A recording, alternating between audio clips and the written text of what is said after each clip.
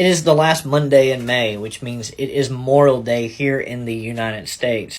Not to be confused with Veterans Day. We have Veterans Day. Today is not it. Today is a day that we remember our fallen, those who gave the ultimate sacrifice in the name of the United States, wherever that might be. And though there will be a million patriotic videos uploaded today, I want to do something a little different. At Memorial Day's inception in 1869, it was known as Decoration Day. And it was a day that people would go out and decorate the graves of fallen Civil War veterans.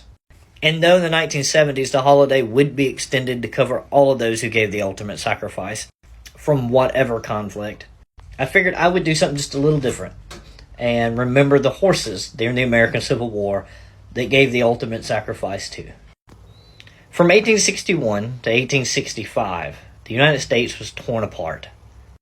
And at that time, the American Civil War would be one of the bloodiest combats the world had ever seen.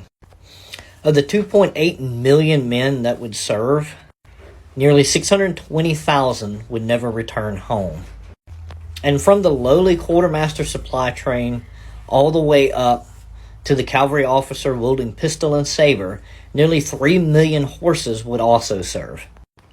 The Quartermaster Corps is quoted as saying that during the American Civil War that it was not uncommon for a man who was issued a horse or issued a team of horses to go through 6 horses during their time of service. And before I forget, no, not just horses. Mules also served.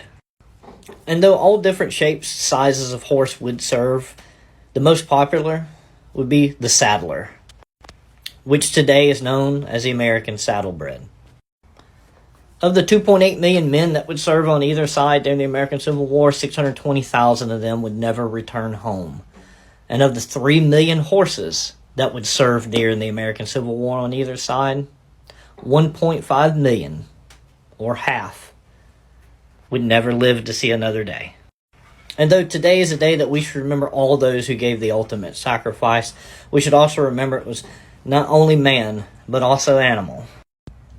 And if you heard about stories about how hard it was on the march during the American Civil War, imagine what that was like for a horse. By the end of the Civil War, with Union soldiers firmly marching south, Confederates surrounded, it was not uncommon of men on both sides to butcher and feast on their horses.